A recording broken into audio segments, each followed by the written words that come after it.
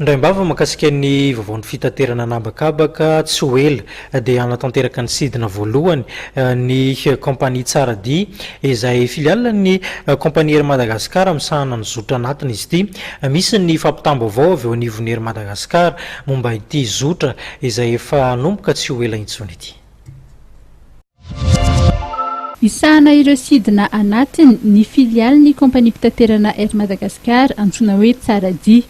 Ny 17 april lasa teo no nahazo ny fahazahoan-dalana ny licence d'exploitation avy amin'ny ACM ny Tsaradia.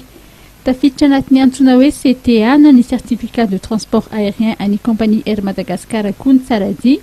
Mitohy ireo dingana samihafa tokony arahana amin'ny fametrahana izany kompania izay isahana ny zotra anatiny izany.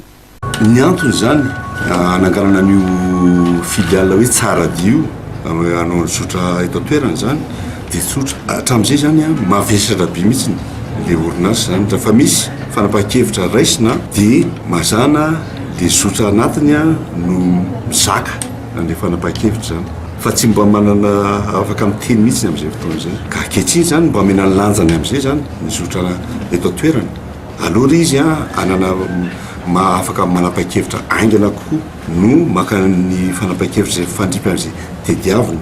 Misy ny ampahany amin'ireo mpiasa eo anivon'ny kompania Air Madagascar no afindra any amin'ny Tsaradia raha ny fanambarihana nety Roland Bessou Razafimaharo tale général ny kompania Air Madagascar. Mitovy amin'ny tombontsoa noraisiny teo anivon'ny kompania Air Madagascar ihany no horaisiny ny mpiasa ny Tsaradia.